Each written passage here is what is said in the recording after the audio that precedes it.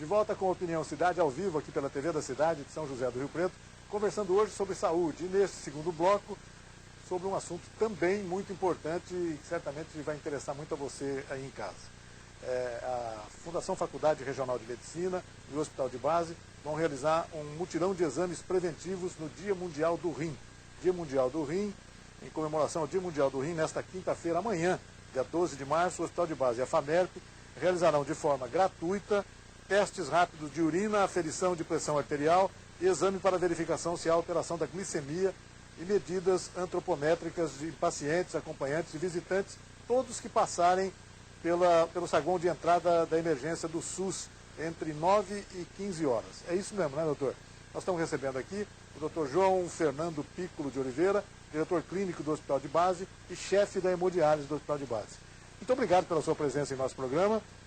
Tomara que passe bastante gente, né, pelo saguão do SUS amanhã do Hospital de Base, porque quanto mais pessoas tiverem a informação de que é necessário determinados cuidados em relação à alimentação, comportamento, etc., isso é muito importante para a saúde dos rins. É isso, doutor? Obrigado. Isso aí, obrigado pela oportunidade de estar aqui conversando sobre esse tema importante, que é sobre a saúde renal. E o nosso objetivo é esse mesmo, é conscientizar as pessoas sobre o risco de ter uma doença renal. Então, nosso objetivo é encontrar essas pessoas que têm um fator de risco maior, para que elas possam, então, ter uma atenção maior com a saúde renal e procurar uma assistência médica. As situações de risco mais evidentes são essas que a gente citou aqui, quer dizer, glicemia, pressão alta. É causa ou consequência dos problemas renais? É uma causa. Hoje, a principal causa da pessoa evoluir até a falência renal do rim e ter que fazer a hemodiálise, o tratamento substitutivo do rim, é hipertensão, depois o diabetes e depois as pessoas que já tiveram nefrite alguma vez na vida, né? E quem também já tem histórico de doença renal na família. Então, seria importante que essas pessoas avaliassem a saúde renal. Existem hábitos alimentares que poderiam contribuir podem contribuir com a saúde renal? Sim, evitar o excesso de sal, evitar o excesso de açúcar, né? Praticar atividade física e também a ingestão de água também é um fator importante. Deixa eu te perguntar, e a água? Quanto se deve beber de água? Cada um fala, existem versões as mais diferentes possíveis, eu gostaria de ouvir do senhor isso, né? Quantas pessoas devem beber de água por dia? Então, essa é uma questão importante, né? Essa quantidade de água que a pessoa deve ingerir, ela é muito individual. Embora hoje se fale que tem que tomar 2 litros para todas as pessoas, mas isso depende do tamanho da pessoa, da altura, do ambiente onde ela está, se é um ambiente que tem muito calor ou não, se ela faz atividade física. O que a gente sabe é que a pessoa perde por dia, uma pessoa de 70 quilos, mais ou menos 2 litros por dia, através de respiração, do suor, né? Através da urina. Então, por isso que tem esse dito aí que a pessoa deve tomar 2 litros, né? Se a pessoa trabalha num ambiente de ar-condicionado, por exemplo, se movimenta pouco, tem uma vida sedentária ali, é possível que ela deva tomar menos água? Provavelmente ela vai precisar tomar menos, né? Mas tudo isso é regulado pela sede. O organismo, então, tem um mecanismo muito importante que funciona muito bem, que é o mecanismo da sede. Então, a sede, ela vai controlar essa ingesta de água. Então, a partir do momento que o organismo está precisando de água, a pessoa vai ter sede, não tem jeito, e ela vai ingerir água. Água ou outro alimento, porque às vezes a pessoa fala, mas eu não tomo água, passo o dia inteiro sem tomar água. Mas lembrar que existem outras fontes, né? A própria café, leite, refrigerante, os sucos, alimentos também contém líquido e contém água. Então a pessoa às vezes está ingerindo e também não sabe. Né? O ideal mesmo é água, né? Mas se na época, na hora não tiver condições, uma outra dessas bebidas, inclusive o famoso refrigerante, pode contribuir de certa forma. Sim, de certa forma vai suprir então essa necessidade que a pessoa tem de ingerir líquido. Dizem que a pessoa, quando pratica alguma atividade física, a mesma caminhada, que a maioria das pessoas acaba praticando esse tipo de atividade física, essas pessoas, quando chegam a sentir sede durante o exercício, já estão desidratados, então estão precisando tomar água. É isso mesmo?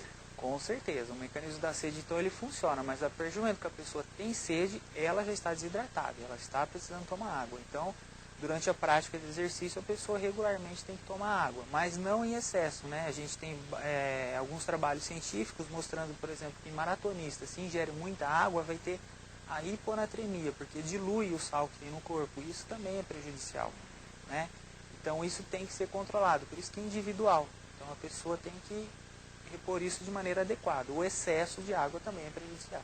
Não sei se é mito ou verdade, mas dizem que, por exemplo, as pessoas da terceira idade, os idosos, não chegam a sentir sede durante o dia, por qualquer motivo, e acabam não tomando a quantidade de água necessária. O que é que você recomenda em relação a isso? Então, nós temos duas faixas etárias, né, que são diferentes, a criança e o idoso, que ele tanto desidrata muito fácil e também ele às vezes tem dificuldade de acesso à água, né? A criança você tem que oferecer, o idoso às vezes é camado, ele é dependente, cadeirante, e nem sempre a água está próxima dele. Então essas pessoas, tanto a criança quanto o idoso, a gente então deve ter um controle maior sobre ele e oferecer água com regularidade para eles, para evitar desidratação e com isso tenha problemas. Quem está em contato com o idoso ou com a criança tem que ser chato, né? Tem que oferecer Isso. água toda hora. Tem que ficar de olho e sempre oferecer, porque eles não vão ter esse mecanismo da sede então e vão às vezes solicitar água. A gente gostaria de falar agora um pouco sobre as doenças renais, né? Quais são as doenças renais mais comuns em relação a isso e por que se diz que são doenças silenciosas. A pessoa até tem um determinado estágio da doença não se apercebe de que está doente dos rins, que está precisando de um tratamento. Como funciona isso? Isso é a doença renal crônica, né? Então a doença renal crônica, que ela é consequência, né, principalmente do diabetes e da hipertensão, ela começa de maneira silenciosa e esse diagnóstico ele tem que ser feito precoce, para a gente tomar medidas e evitar que isso progrida até a fase final da doença renal, que é quando a pessoa precisa de uma diálise ou transplante. Então o paciente que está fazendo diálise ou transplante, ele passou por várias fases da função renal. Então a pessoa que precisa fazer uma hemodiálise ou transplante é quando o rim está funcionando 10%. Então essa doença começou alguns anos antes e provavelmente passou desapercebida, porque é uma doença silenciosa. E tem como... Existem alguns exames que a pessoa se submetendo regularmente acaba identificando isso, mesmo tendo nenhuma manifestação da doença, a pessoa tem que tomar alguma iniciativa nesse sentido. É até difícil dizer isso, dizendo que a pessoa não vai ter sintoma. Como é que ela vai cuidar disso? Isso é muito importante, né? Um ponto principal aí que você tocou, que é como fazer o diagnóstico. Então, essas pessoas que têm hipertensão, diabetes, histórico familiar de doença renal ou antecedente já de nefrite, tem que fazer o exame para avaliar a função renal. E esse exame é muito simples, pode ser feito num posto de saúde. Não é nada complexo que você tem que procurar o hospital. Você precisa realizar apenas o exame de urina 1 e o exame de sangue, que é a dosagem de creatinina. Esses exames já são suficientes para ter uma avaliação da função renal. Doutor, o Hospital de Base é uma referência no tratamento de doenças renais, sem dúvida nenhuma. O doutor Horácio, algum tempo atrás, aqui mesmo nesse programa, disse que a gente já está muito próximo da época em que vamos realizar o transplante renal em São José do Rio Preto. Quando é que vai acontecer isso com regularidade a partir de agora? Já são realizados, né? Já há muitos anos, inclusive, em São José do Rio Preto, né? Isso. Mas isso já está incorporado, já está no dia a dia do Hospital de Base, realizar transplantes renais. A dificuldade hoje é o doador? Isso, o transplante renal hoje ele só não existe em um número maior porque realmente a gente não tem um número de doadores suficientes, né? Isso com os anos tem mudado, as pessoas estão mais conscientes quanto a essa questão da doação de órgãos, né?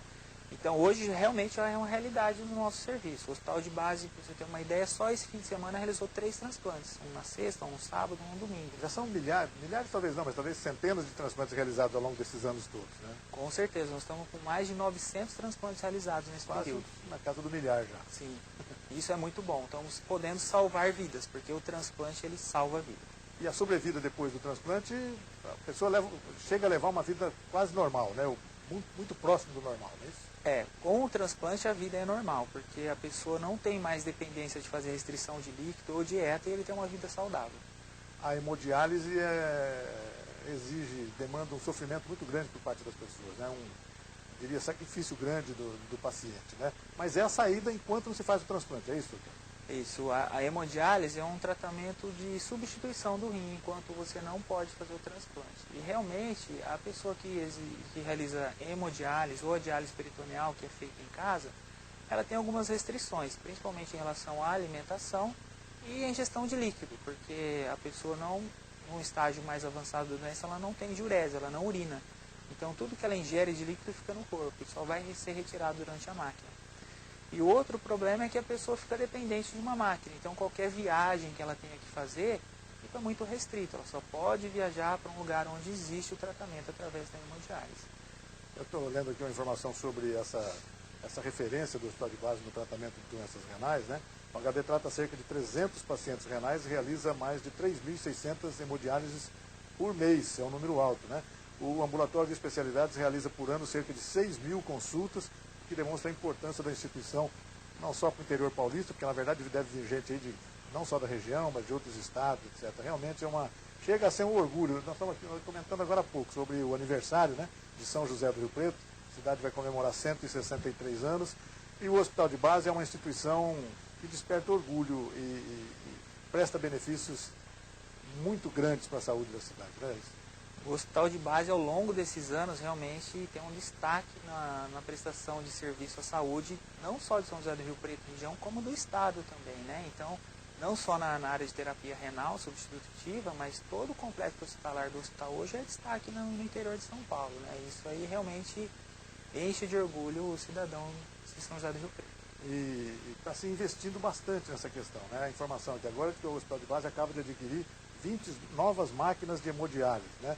Quer dizer, isso amplia a capacidade de atendimento, é isso? Com certeza, nós adquirimos recentemente então essas novas máquinas de hemodiálise, são máquinas mais modernas que a gente já tinha, então nossa capacidade de atendimento e de cuidados desses pacientes renais, então, está se ampliando e com uma maior qualidade, né? Isso é muito importante. Estou lendo aqui, doutor, que já são 49 o número de equipamentos que permite a unidade de tratamento dialítico atender 320 pacientes diariamente, né? Realmente é grande, né? É bastante grande. Gente. Esse número é grande. Imagina que essas pessoas vão lá e elas têm que ficar 4 horas, né, sentadas numa máquina, realizando o tratamento, né? Então se demanda de cuidado de vários profissionais de enfermagem, médicos, psicólogos, serviço social, terapeuta ocupacional, né? É um número muito grande, é um dos maiores serviços da região. Doutor, o fato da gente viver numa região muito quente, numa cidade muito quente, onde as pessoas estão muito expostas à questão da sudorese, né? Normalmente as pessoas estão suando, estão transpirando, ou dentro do carro, ou andando na rua, etc.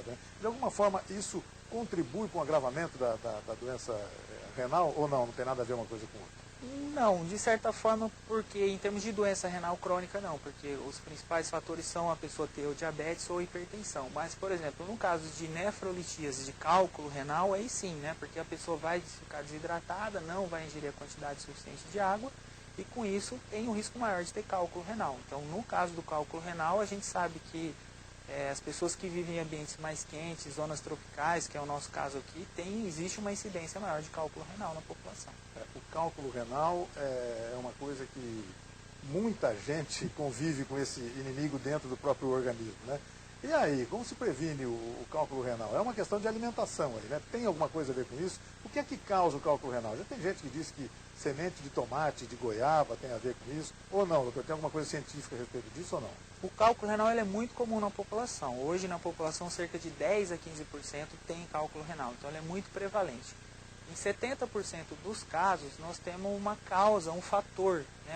Se a gente fizer exame laboratorial, nós vamos identificar uma causa, que geralmente é falta de citrato, um excesso de cálcio, excesso de ácido úrico, são as causas principais de cálculo renal. Então existe um fator que pode ser corrigido. E nesses casos, dependendo de qual for a causa, realmente existe um tratamento através da dieta. Então, por exemplo, o caso do tomate, da semente de tomate, está relacionado à presença de oxalato. Então, quando o cálculo renal for por conta do oxalato em excesso no corpo, ele vai ser prejudicial e causar cálculo renal.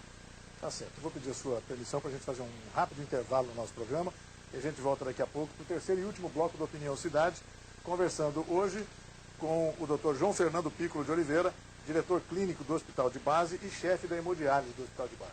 Um rápido intervalo e voltamos na sequência. Até já. Estamos de volta com a Opinião Cidade, ao vivo aqui pela TV da Cidade, hoje conversando com o Dr.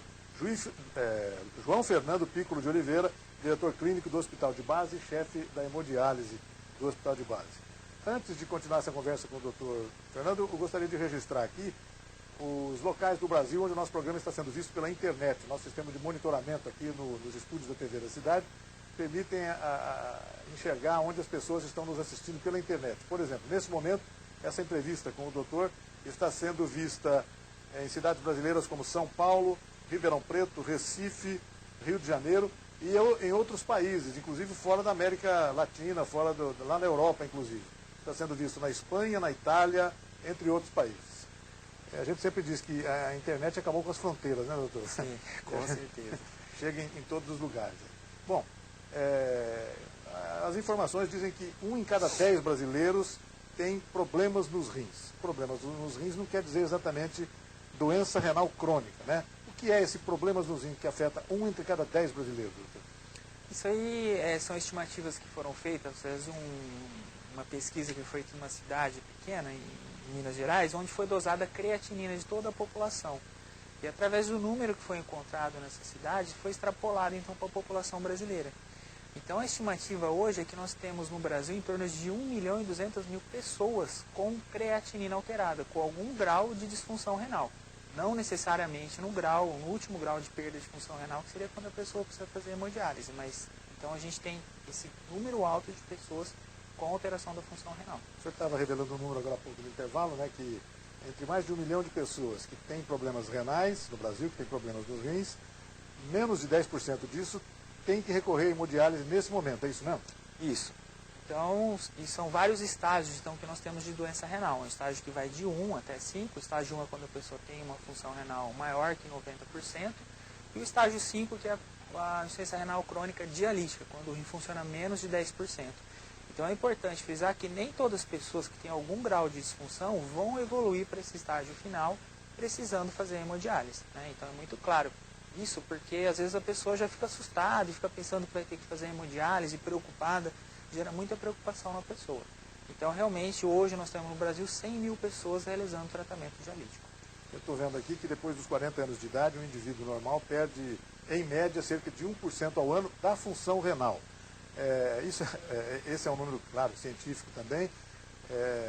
Quer dizer que, dependendo da idade, a questão renal vai piorando para a pessoa, né? Aliás, não é só a questão renal, né? Quase tudo vai piorando, né? Entre aspas. Mas é isso mesmo, quer dizer, 1% de perda da função renal ao ano depois dos 40 anos de idade. Isso, sua colocação está correta. E realmente o rim ele vai envelhecendo igual ao restante do nosso corpo. Então é igual a pele que vai ficando enrugada, vai envelhecendo, os órgãos internos também vão envelhecendo.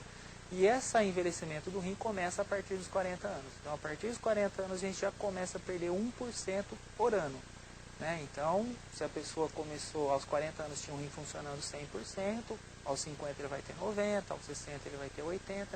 Isso é fisiológico, independente se ele tem alguma doença ou não. Não precisa ter hipertensão, não precisa ter diabetes. Isso é um envelhecimento renal. E a média de idade do brasileiro, do mundo de modo geral, mas do brasileiro em especial, está crescendo, né? Hoje, se não me engano, está em torno de 70 e alguma coisa, 74, 75 anos para os homens.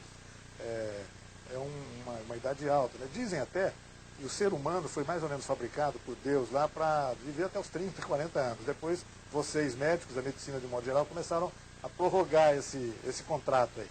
E é isso que, claro, traz essa maior exposição a doenças como essa, como os problemas renais. É isso, doutor? Isso, e ainda mais aqui na nossa região, que a sobrevida média aqui do Rio Pretense é maior do que o brasileiro, né? A sobrevida em Rio Preto é maior. Então, cada vez mais nós vamos ter essas pessoas com algum grau de disfunção de qualquer órgão, dentre eles o rim, né? Então, por isso que é importante também, além dessas pessoas que têm hipertensão, diabetes, histórico familiar de doença renal, o idoso também faça avaliação da função renal, porque fisiologicamente, naturalmente, ele vai ter algum grau de disfunção. Então é importante que o idoso faça a avaliação da saúde renal. O que a gente sabe, né, doutor, que uma cidade como São José do Rio Preto tem à disposição da população excelentes serviços de saúde, inclusive na questão renal, né? Não só privados, mas também públicos, né? Boa parte dos serviços públicos de saúde prestam essa questão da hemodiálise, etc. Como é que é isso? Fala um pouquinho sobre isso. A saúde renal no Brasil como um todo, ela é bem assistida para quem precisa fazer o tratamento dialítico. Hoje, você tem uma ideia, hoje quase 90% de todo o tratamento das pessoas que precisam fazer hemodiálise é feito pelo SUS. A pessoa não precisa pagar nada. E esse número é ainda maior para quem precisa fazer um transplante renal. Em torno de 95%, 97% das pessoas que realizam transplante renal são realizados pelo SUS. A pessoa não precisa pagar nada para fazer isso. Então, qualquer pessoa que precisa de tratamento renal, seja hemodiálise ou transplante, ela é feita pelo SUS. E a mesma coisa aqui, particularmente na nossa região, é a cobertura que a gente tem do SUS, né? Então, o SUS hoje aqui, para quem precisa de um tratamento ambulatorial, também ela é muito bem coberta. A pessoa não tem dificuldade de ter acesso, por exemplo, a esses pacientes que vão procurar nós no nosso ambulatório de nefrologia no hospital de base. Doutor, em relação à frequência da hemodiálise, né? As pessoas, às vezes, necessitam de 3 vezes semanais, 3 vezes por semana, etc. Isso depende de pessoa por pessoa, depende do grau da deficiência dela. Como é que é isso? Isso. É uma receita que as pessoas têm que fazer 3 vezes por semana, 4 horas cada sessão. Só que isso depende de cada pessoa, do tamanho, né? Uma criança provavelmente vai ter que fazer menos do que uma pessoa adulta. Uma pessoa que pesa 40 quilos talvez precise menos do que uma pessoa que pesa 100 quilos. Então, isso são feitos exames regularmente, todos os meses são feitos exames, nós vamos adequar essa depuração que o sangue está fazendo, que a máquina está fazendo. Então, nós vamos ver o quanto de sangue precisa ser filtrado, né? Mas, de maneira geral, são 3 vezes por semana, né? 4 horas cada sessão de hemodiálise. O senhor fala em hemodiálise em crianças, é muito frequente também a incidência em crianças, é muito grande isso também. Imagino que aí a preocupação seja muito grande, né? Por causa da necessidade da criança ficar imóvel ali durante horas seguidas, etc., desconforto total. Como é que é isso? Como é que em relação à criança? Qual é a esperança que tem para a recuperação delas em relação à diálise? A criança, nós temos uma diferença quanto à doença que levou a criança a perder o rim. No caso, aí não vai ser hipertensão ou diabetes. Geralmente, ou é uma nefrite que a pessoa teve, ou ela já teve algum problema congênito, já nasceu com alguma displasia renal e o rim não funciona muito bem. A criança na hemodiálise, ela faz inclusive até mais sessões do que o adulto. Como a criança, muitas vezes a gente não vai conseguir controlar ela em termos de alimentação, de restrição de líquido, a criança, ela sofre até mais, ela faz diálise todos os dias. Todo dia ela tem que comparecer no hospital e fazer o tratamento, né? E a esperança para a criança é que a gente faça o transplante, porque não é só a restrição de líquido de alimento, mas a criança tem um problema de crescimento também. Então, geralmente, a questão hormonal na criança também é alterada, na criança que tem insuficiência renal crônica, ela não cresce. Então, a melhor opção de tratamento para quem tem doença renal na criança é o transplante renal. Então, nós estamos sempre em busca de transplantar a criança, mas, infelizmente, nós temos crianças que fazem hemodiálise. Tem alguns números que eu gostaria de dizer aqui, o doutor depois comenta, né? A incidência da deficiência renal crônica é maior em pessoas de mais idade, 31% dos pacientes têm mais de 65 anos de idade, 58% dos pacientes são homens, e as causas são hipertensão, 35%, diabetes, 30%, e glomerulopatias, ou glomerulonefrites. São palavras difíceis de dizer e imagino que também de tratar, né, doutor? 12% são as principais causas da deficiência renal crônica em adultos. 10% da população mundial tem doença renal crônica que afeta pessoas de todas as idades e raças. 1 a cada 5 homens e 1 a cada 4 mulheres com idades entre 65 e 74 anos tem a deficiência renal crônica. Metade da população mundial acima de 75 anos tem a deficiência renal crônica. Quer dizer, me parece que a deficiência renal crônica é também bastante democrática, né? Em relação a faixas de renda e de idade das pessoas. Atinge, de uma maneira geral, abrange todo mundo. Abrange todo mundo. E o que tem acontecido com esses anos, então, é que as pessoas hoje sobrevivem mais, né? Graças às nossas melhores condições de vida hoje que nós temos, o melhor tratamento das doenças também, maior disponibilidade de medicações, as pessoas estão sobrevivendo mais do que existia antes. Então, a população está envelhecendo. E dessa maneira, por exemplo, pessoas que tinham hipertensão e diabetes, eles morriam muito precoce, muito cedo, porque não tinham tratamento. Então, hoje eles estão podendo sobreviver mais tempo graças ao tratamento. E com isso, então, estão tendo as complicações da doença renal, né? E realmente, a doença renal, ela comete o mundo todo, né? Principalmente aqueles que são mais desfavorecidos, né? Os países em desenvolvimento, né? Que não tem, as pessoas não têm muito acesso à saúde, não conseguem tratar adequadamente hipertensão e diabetes, são aqueles que mais sofrem a incidência de doença renal crônica. 70% é outro número que eu tenho aqui, 70% dos pacientes em diálise descobrem a doença renal crônica tardiamente. Por quê? Como evitar que seja... O senhor já disse aqui no começo, né, o importante é acompanhar sempre, fazer sempre consultas médicas, consultar sempre os especialistas em relação a isso, né, doutor? Fala um pouco sobre isso. 70% é bastante. Né? É um número muito grande, né? Então, esse é o número do Brasil como um todo, Rei, e o que acontece é isso mesmo. Então, como é uma doença silenciosa, a pessoa não vai procurar espontaneamente o médico por conta de um sintoma da doença renal. Ela não vai perceber, né, que possa estar tendo essa doença já, né? Isso. Então o que acontece? Na maior parte do país a pessoa não tem acesso ao sistema de saúde, então ela não consegue fazer o diagnóstico precoce, que seriam essas pessoas de risco. Então quando a pessoa tem algum sintoma que é relacionado ao rim, por exemplo, está muito inchada, né, o corpo todo inchado, cansaço, não consegue se alimentar, vômito, náusea, né, isso é o estágio final da doença renal. E, infelizmente isso é quando o paciente já chega na emergência em urgência dialística, precisando fazer hemodiálise. Então é um número extremamente grave, porque ele já chega no momento, no estágio final. Não tem o que fazer, não tem como fazer o tratamento precoce e evitar isso. Então ele já chega precisando fazer uma hemodiálise ou transplante. Tem aqui a informação de que 15% é a taxa de mortalidade de pacientes em diálise, né? É também um número alto, mas a diálise continua sendo uma das ferramentas mais importantes para se controlar esse problema, não é isso? Isso, aí um outro fato interessante é que às vezes a pessoa tem medo da hemodiálise, mas lembrar que existe um tratamento, que é a hemodiálise, que vai manter a pessoa viva, né? Sem a hemodiálise a situação seria muito pior, né? Isso, né? Então, ainda bem que tem um tratamento, só que é uma doença grave, lembrar que a pessoa está sem um órgão, sem um sistema funcionante, o rim não faz só a eliminação de líquidos, o rim tem várias funções dentro do corpo, controla a anemia, controla a saúde dos ossos, é o principal órgão de excreção de cálcio, de fósforo e principalmente do potássio. Então é uma pessoa que está se sobrevivendo graças a uma máquina, né? Então a chance dela ter alguma complicação é muito grande, né? Uma informação estatística aqui que chega a ser preocupante, mas à medida que é preocupante é também importante as pessoas saberem disso, né? Para cada um paciente em diálise, há cerca de 20 a 25 pessoas com algum grau de deficiência renal crônica ainda sem sintomas. Quer dizer, são pessoas que poderão ou não chegar à necessidade de diálise, mas pessoas que têm problemas renais. Pensando em saúde pública, esse é o nosso maior desafio, né? A gente já sabe os que estão ali fazendo hemodiálise, no Brasil todo são 100 mil pessoas, mas e os que não têm o diagnóstico ainda? É isso que a gente precisa fazer. Então essas campanhas populacionais que são realizadas, o foco é justamente esse, é fazer o diagnóstico naquela pessoa que não sabe que tem a doença. Então o nosso enfoque é isso aí, é procurar quem tem risco e não tem o diagnóstico, porque precisamos fazer um tratamento precoce. Quando ele chega na hemodiálise, a gente já não tem muito mais o que fazer. Daí a importância de campanhas como essa, do Dia Mundial do Rim, que acontece amanhã, né, dia 12 de março, e que vai ter essa campanha lá no Hospital de Base.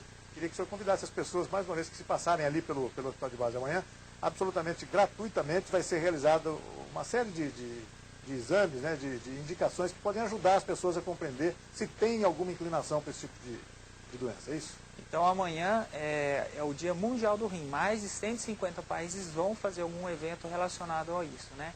E o enfoque é justamente esse. Então, quem tem algum fator de risco, hipertensão, diabetes, tem alguém na família que já fez transplante, já fez diálise e não tem segmento, nunca passou por um médico, não fez exame de creatinina ou exame de urina 1, nós vamos estar à disposição amanhã no Hospital de Base, ali em frente à emergência do hospital, para quem conhece ali o Hospital de Base, e vamos fazer isso, vamos fazer uma entrevista, ver se a pessoa tem algum fator de risco, além de realizar o exame de urina, para verificar a presença ou não de proteinúria. E também aferir a pressão arterial, verificar a glicemia, que é ver se a pessoa tem ou não diabetes, e além de verificar o peso e a altura, porque também os obesos também são pessoas de risco para ter doença renal.